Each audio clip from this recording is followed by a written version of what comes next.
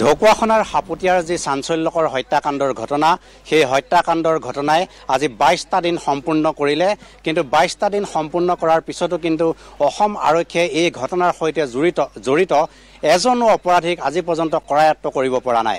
এটা কথা উল্লেখ কৰিব লাগিব যে ঘটনা সংঘটিত হোৱাৰ দিনাৰ পৰা 17 জুনলৈকে অসম আৰক্ষীয়ে তদন্ত চলাই আছিল যে সুনীল গগৈক হত্যা কৰিলে কোনোবা দুৰ্বৃত্তই আৰু সুনীল গগৈৰ হত্যাকাৰীৰ সন্ধান দিওঁতালৈ অসম আৰক্ষীয়ে পুৰস্কাৰ ঘোষণা কৰিছিলে 50,000 টকা পুৰস্কাৰ দিয়া হ'ব আৰু তাৰ পিছতে দেখা গ'ল যে 17 জুনৰ সন্ধিয়া যেতিয়া লখিমপুৰৰ আৰক্ষী অধীক্ষকে DNA টেষ্টৰ ফলাফল ঘোষণা কৰিলে সেই ফলাফল অনুসৰি প্ৰকাশ পালে যে মৃতদেহটো সুনীল গগৈৰ নহয় তেওঁৰ ঘৰত থকা মিস্ত্ৰী জাহাংগীৰ হুছেইনৰহে আৰু তাৰ পিছদিনাৰ পৰা ঘটনাই ওলোটাকৈ মূৰ ল'লে।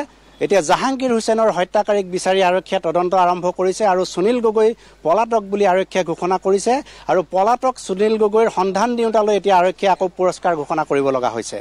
এটা অতি গুৰুত্বপূৰ্ণ কথা হৈ পৰিছে আচলতে আৰক্ষীয়ে যোৱা 22টা দিনে কেনেধৰণৰ তদন্ত কৰিছে। এবাৰ সুনীল গগৈ হত্যাকাৰীক বিচাৰি পুৰস্কাৰ বিচাৰিছে ঘোষণা কৰিছে, আনবাৰ এতিয়া সুনীল গগৈৰ সন্ধানত পুৰস্কাৰ ঘোষণা কৰিব লগা হৈছে।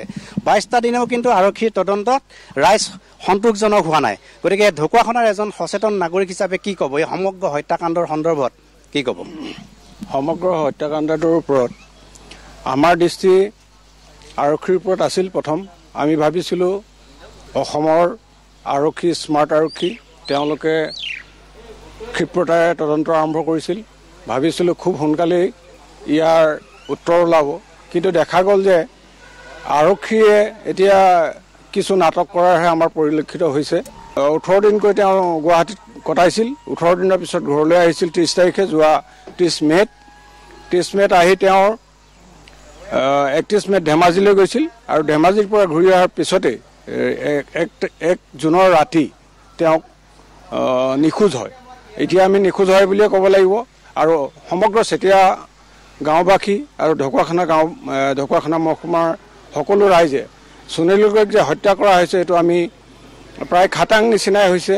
কাৰণ যিহেতু সুনীল গগৈ এজন সাহসী যুৱক আছিল, তেওঁ এজন কৰ্মদক্ষ লোক আছিল, তেওঁ এখন ভাল সংসাৰ আছিল যিখনৰ জুই লগাই তেওঁ অন্তৰ্ধান বা তেওঁ আমাৰ আৰক্ষী লখিমপুৰৰ আৰক্ষী অধীক্ষকে কোৱাৰ দৰে LIC টকাৰ কাৰণে বা বীমা টকাৰ কাৰণে তেওঁ নিজকে নিৰুদ্দেশ কৰিছে। এইটো সম্ভৱ নহয়, সেই কথা মই তীব্ৰ প্ৰতিবাদ কৰোঁ। কাৰণ আমাৰ ব্যক্তিগত অনুসন্ধানত আমি লাভ কৰিছিলোঁ তেওঁ মাত্ৰ 15 লাখ টকাৰহে বীমা আছে, যিটো টকাৰ বাবে এজন লোকে নিজকে হত্যা কৰিবলৈ কেতিয়াবা নিখোজ কৰিবলৈ কেতিয়াও আগবাঢ়ি নাহে।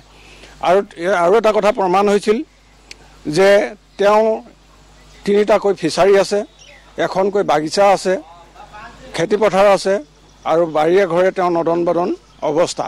তেনেকুৱা এজন মানুহে কেৱল মাত্ৰ 15 লাখ টকাৰহে তেওঁ জীৱন বীমা আছে আৰু কোটি কোটি টকাৰ যি অপবাদ তেওঁৰ ওপৰত জাপি দিয়া হৈছে সেইটো সম্পূৰ্ণ ভুৱা। যিটো আৰক্ষীৰ তদন্ত হৈ আছে আজি 22টা দিনেও সুনীল গগৈৰ হত্যাকাৰীয়ে হওক বা জাহাংগীৰ হুছেইনৰ হত্যাকাৰীয়ে হওক কাকো কিন্তু আৰক্ষীয়ে বিচাৰি উলিয়াব পৰা নাই আৰু চিহ্ন মুণ্ডৰো সন্ধান এই পৰ্যন্ত উলিয়াব পৰা নাই।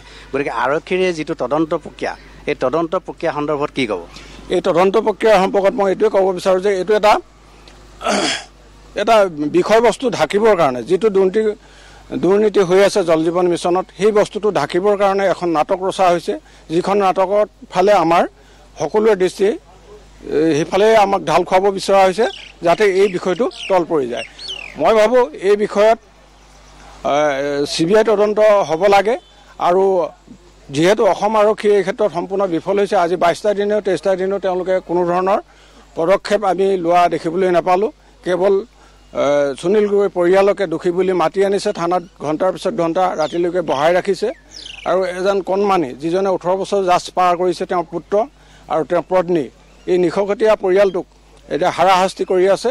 কিন্তু তেওঁলোকে তদন্তৰ ক্ষেত্ৰত জাহাংগীৰ হুছেইনেই হওক, জাহাংগীৰ হুছেইনৰ মৃতদেহ বুলি কোৱা হৈছে DNA ৰিপৰ্টত, এইটোতো আমাৰ সন্দেহ আছে তেওঁৰ এইটো DNA ৰিপৰ্ট হয়তো মেনিপুলেট কৰিব পাৰে, সেইজন সুনীল গগৈয়ে হ'ব পাৰে।